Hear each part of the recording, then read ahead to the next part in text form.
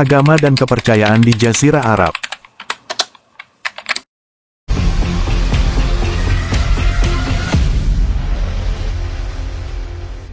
Berbicara tentang agama dan kepercayaan di Jazirah Arabia, yang pertama perlu digarisbawahi adalah isyarat Al-Quran tentang adanya nabi-nabi dan rasul-rasul Allah yang pernah diutusnya ke wilayah ini. Nabi Hud, misalnya, diutus Allah kepada kaum Ad yang bermukim di Al-Ahqaf, satu wilayah di Hadramaut, Yaman. Bahkan sebelum Nabi Hud pun Allah telah mengutus nabi-nabi ke sana, sebagaimana diisyaratkan oleh Al-Quran surat Al-Ahqaf ayat 21. Nabi Soleh juga diutus ke wilayah ini, yaitu kepada kaum Samud yang bermukim di Al-Hijr, satu wilayah antara Hijaz dan Tabuk, Saudi Arabia. Dapat juga disebut Nabi Syuaib yang diutus ke Madian, satu wilayah yang berbatasan dengan Syam. Yang amat populer adalah Nabi Ismail, putra Nabi Ibrahim alaihissalam yang bermukim di Mekah bersama ibunya, Hajar, setelah ditinggal oleh sang ayah di negeri yang gersang tanpa sumber air. Ketika meninggalkan mereka, Nabi Ibrahim berdoa, antara lain, Tuhan kami, utuslah pada kalangan mereka seorang rasul dari mereka yang terus membacakan kepada mereka ayat-ayat-Mu, dan terus mengajarkan kepada mereka Alkitab dan Al-Hikmah serta menyucikan mereka. Sesungguhnya Engkaulah yang maha perkasa lagi maha bijaksana. Al-Quran Surat Al-Baqarah ayat 129. Doa ini dikabulkan Allah dengan diutusnya Nabi Muhammad SAW. Nabi Ibrahim datang menyampaikan ajaran tauhid dan disebarkan di tengah masyarakatnya, dan itu dilanjutkan oleh putra-putra beliau, antara lain Ismail dan Ishak. Allah dalam kepercayaan masyarakat jahiliyah. Masyarakat jahiliyah secara umum percaya kepada Allah, sebagaimana yang diajarkan oleh Nabi Ibrahim alaihissalam. Tetapi dari masa ke masa, sedikit demi sedikit ajaran itu bergeser dan luntur atau disalahpahami, sehingga kendati masyarakat Arab mengagungkan Nabi Ibrahim sebagai leluhur dan pembawa ajaran, namun inti ajaran beliau tereduksi. Memang, mereka masih tetap mengakui wujud Allah, dan bahwa Dia adalah pencipta alam raya, tetapi berbeda dengan yang diajarkan oleh Nabi Ibrahim dalam substansinya dan dalam rinciannya. Karena itu, beberapa kali Al-Quran menegaskan bahwa apabila mereka ditanya tentang siapa yang menciptakan langit dan bumi, mereka pasti berkata Allah. Misalnya menyatakan, jika engkau bertanya kepada mereka siapakah yang menciptakan langit dan bumi, niscaya pasti mereka berkata, yang menciptakannya adalah Allah. Al-Quran Surat Az-Zumar ayat 38. Dalil mereka menyembah berhala-berhala adalah, Allah terlalu tinggi dan luhur sehingga perlu ada perantara-perantara antara manusia dengan Allah. Mereka kemudian menjadikan malaikat-malaikat sebagai perantara, dan untuk maksud tersebut mereka membuat patung-patung atau berhala-berhala untuk mereka sembah sambil menyatakan bahwa, kami tidak menyembah mereka melainkan supaya mereka mendekatkan kami kepada Allah dengan sedekat-dekatnya. Al-Quran Surat Az-Zumar ayat 3. Demikian terbaca bahwa mereka pada umumnya percaya kepada Allah, hanya saja mereka mempersekutukannya. Karena itu jika mereka telah berada dalam kesulitan yang sangat besar, mereka meninggalkan berhala-berhala mereka, lalu mengarah kepada Allah semata. Al-Quran melukiskan hal tersebut dengan menyatakan, maka apabila mereka menumpang bahtera yang sedang diamuk ombak, mereka berdoa kepada Allah dengan memurnikan ketaatan kepadanya.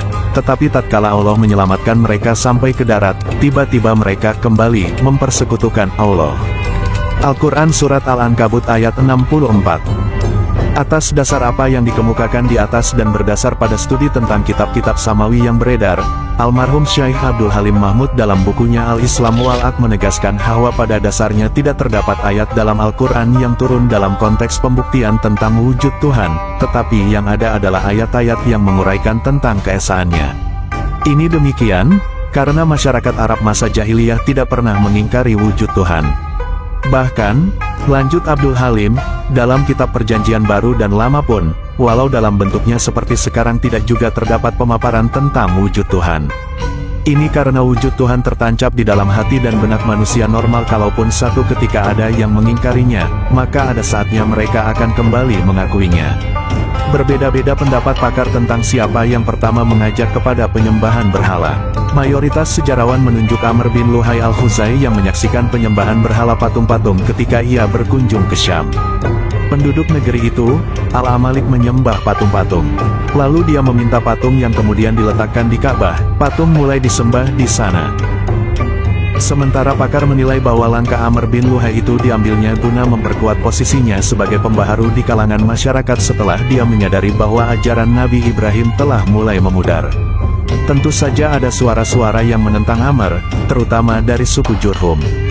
Dalam literatur sejarah ditemukan sebagai sekian riwayat tentang syair-syair yang didendangkan sebagai media masa-masa kini. Keindahan susunannya mengundang kecaman terhadap Amr. Memang syair-syair masa lampau layaknya mengundang pengulangannya sehingga ia semakin menyebar. Namun demikian, Amr dengan kemampuan politik dan keuangannya berhasil membungkam suara-suara tersebut, walau tidak berhasil mencabut ajaran Nabi Ibrahim dari akar-akarnya, sehingga sebagaimana akan terbaca masih ada saja tokoh-tokoh menjelang diutusnya Nabi Muhammad yang tetap mengecam penyembahan berhala dan mengajak untuk menyembah Tuhan yang Maha Esa, yang diajarkan oleh Nabi Ibrahim alaihissalam. Pandangan lain menyatakan bahwa penyembahan berhala bermula ketika masyarakat Mekah yang begitu mengagungkan Ka'bah dan kota suci Mekah, mengambil batu-batuan di sekitar tempat suci guna mereka bawa, dalam perjalanan sebagai penghormatan dan obat kerinduan kepada Ka'bah. Ini kemudian sedikit demi sedikit berkembang, sampai-sampai bukan lagi batu-batuan di sekitar Ka'bah yang mereka ambil, tetapi juga yang berada di tempat yang lain. Sembahan-sembahan kaum musyrik pada masa lalu, umumnya sangat sederhana. Bukan seperti sembahan orang-orang Yunani kuno yang memiliki nilai artistik atau keindahan. Ada berbagai istilah bagi sembahan-sembahan kaum musyrik selain Allah, yaitu sonam, wastan, dan nusuk. Sonam biasa diterjemahkan patung, dan ini berbentuk manusia dan terbuat dari logam atau kayu. Wastan demikian juga, tetapi ia dibuat dari bahan batu. Sedang nusuk adalah batu karang tanpa bentuk tertentu, bahkan bisa jadi batu-batu biasa. Salah seorang yang hidup pada masa itu bernama Abu Raja Al-Ataridi berkata, "Kami menyembah batu, maka jika kami menemukan batu yang lebih baik, kami membuang yang kami sembah itu. Kalau kami tidak mendapat batu, kami membuat tumpukan tanah, lalu kami membawa kambing kami untuk kami peras susunya, lalu kami bertawaf mengelilinginya." Hadis riwayat Bukhari. Bahkan, ada di antara mereka yang membuat patung-patung dari bahan makanan mereka, lalu bila mereka lapar mereka memakannya. Berhala atau patung yang mereka agungkan itu, ada yang menjadi pujaan semua mayoritas suku dan ada juga yang khusus untuk suku tertentu. Sembahan-sembahan yang dipuja oleh mayoritas masyarakat Arab masa lalu adalah Al-Lata, yang berupa batu karang besar segi empat yang terukir dan diletakkan di satu ruangan dan disembah di Taif oleh suku Sakif. Mereka juga menetapkan lokasi-lokasi suci berkaitan dengan berhala ini, seperti halnya Ka'bah dengan Masjid Al-Haram Tanah Suci. Berhala lain adalah Al-Uzza, berupa pohon di sebelah timur Mekah. Ini amat diagungkan oleh suku Quraisy sampai-sampai salah satu nama yang mereka sukai buat anak-anak mereka adalah Abde Al-Uzza. Mereka menyembelih binatang-binatang untuk persembahan kepada berhala ini. Berhala ketiga adalah Manah. Ia adalah batu hitam yang mereka buatkan bangunan khusus, yang mereka yakini sebagai berkuasa menetapkan aneka ketetapan, khususnya tentang kematian. Ketiga berhala tersebut direkam nama-namanya dalam Al-Quran Surat An-Najm ayat 19-20. Sembahan lain yang diagungkan oleh suku Quraisy adalah Hubal. Ia berbentuk manusia dan terbuat dari permata akik. Karena tangannya patah, maka berhala ini dibuatkan tangan dari emas dan diletakkan di dalam Ka'bah. Demikianlah dan masih banyak yang lain. Ketika Rasulullah Shallallahu Alaihi Wasallam berhasil memasuki kota Mekah, di dalam Ka'bah terdapat 360 berhala yang beliau bersama umat Islam hancurkan.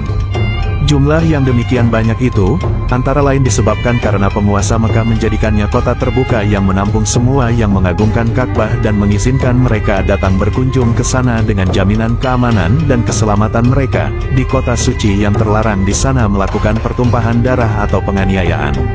Ini berdampak bagi meningkatnya kegiatan ekonomi yang sangat menguntungkan, bukan saja para penguasa, tetapi juga penduduk secara umum, karena yang datang itu, sambil berkunjung menghormati Ka'bah, menyembah berhalanya dan berhaji, juga berdagang. Wallahu a'lam bishawab.